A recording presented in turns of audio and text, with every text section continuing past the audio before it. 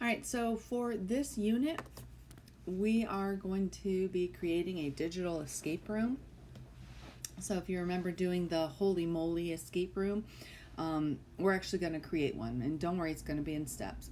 The goal, though, of our escape room is going to be to show and demonstrate our mastery of acids and bases. Okay, now to do that, there's going to be a couple of things that we'll be looking at. We're going to be looking at, I'm going to change color. All right, so to support that, we're going to be looking at concentrations.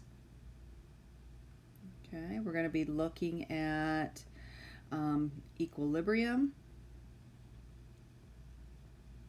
We're going to be looking at also what is an acid and what's a base.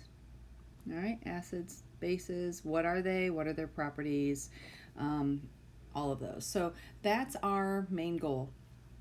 Now in creating a escape room, one thing to think about is, what theme or story do you want to do? I mean, that's something you can kind of start mulling over so that you have an idea when it comes time for you to start putting it together.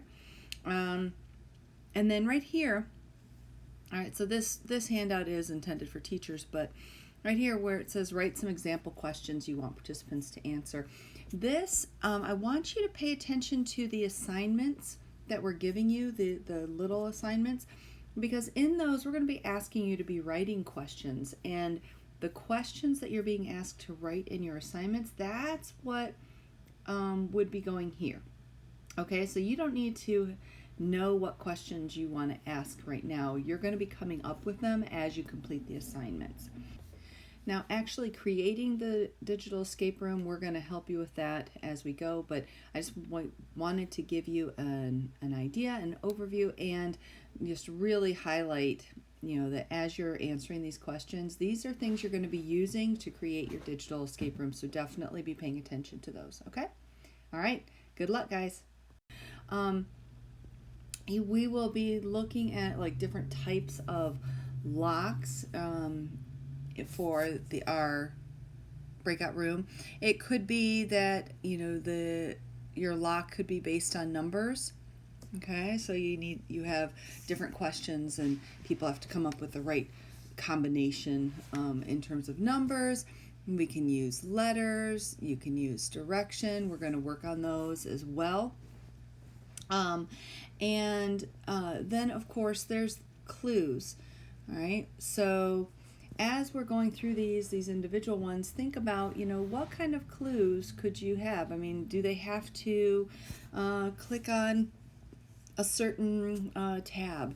Do they need to, know some pop culture reference? Just kind of think about what types of clues would be fun to use.